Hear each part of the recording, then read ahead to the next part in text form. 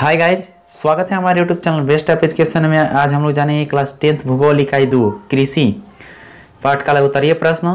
चलिए question number 1 देखते हैं। क्वेश्चन नंबर 1 लिखा है कि भारत में उपजने वाली दो खाद्य, नकदी एवं रेशे वाली फसलों का नाम लिखे। उत्तर: खाद्य फसल धान गेहूं, नकदी फसल आम संतरा, रेशा वाली फसल कपास जूट।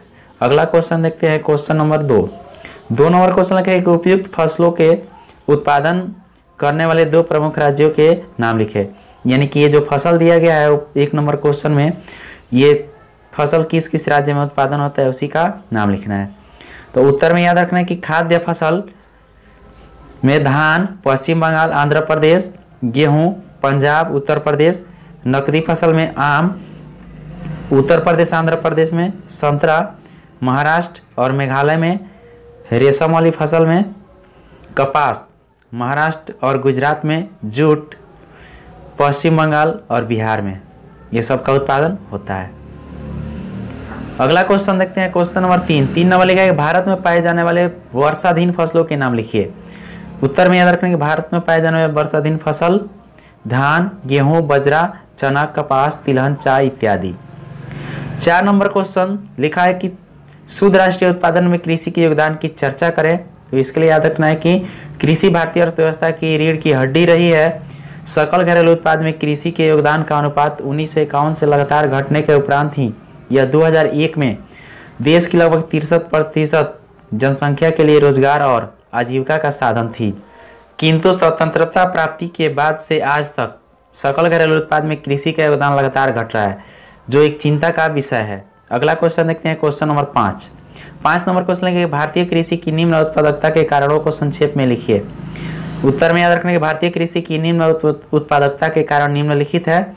1 नंबर जनसंख्या का कृषि पर निरंतर बढ़ता दबाव, 2 नंबर घटता कृषि भूमि क्षेत्र, 3 नंबर खेतों का छोटा आकार, चौथा सिंचाई की कम और अनिश्चित सुविधाएं, 5वां मानसून वर्षा की अनिश्चितता, 6वां कृषि योग्य भूमि का निम्नीकरण।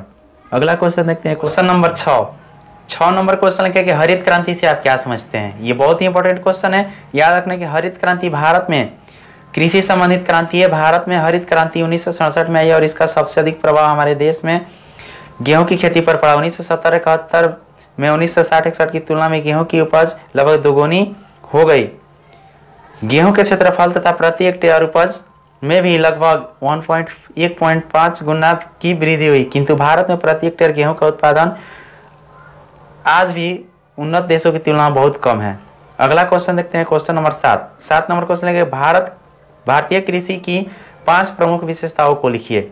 तो उत्तर में याद रखना कि भारतीय कृषि के 5 प्रमुख विशेषताएं निम्नलिखित है। 1 नंबर भारतीय कृषि निर्वाह किस्म की है। भारतीय कृषि पर जनसंख्या का बड़ा दबाव है।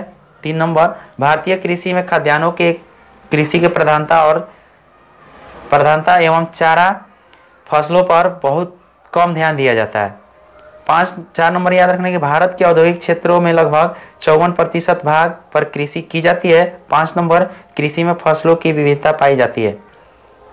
अगला क्वेश्चन देखते हैं। क्वेश्चन नंबर 8 नंबर क्वेश्चन लिखा है कि भारत में उपजाए जाने वाले प्रमुख खाद्य एवं व्यावसायिक फसलों के नाम लिखिए। उत्तर में याद रखना कि भारत में उपजाए जाने वाले प्रमुख खाद्य फसल एवं फसल धान गेहूं मक्का ज्वार बजरा रागी अरहर मूंग इत्यादि। उसके बाद भारत में उपजाए जाने वाले प्रमुख व्यावसायिक फसल, तो व्यावसायिक फसल में आता है चाय कॉफी रबर गन्ना केला इत्यादि। तो ये था आज का भूगोल इकाई 2 का 7 लघुत्तरीय प्रश्न, जो एग्जाम की दृष्टि से बहुत ही महत्वपूर्ण है।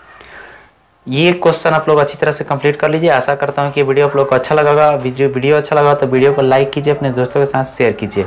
जय हिंद।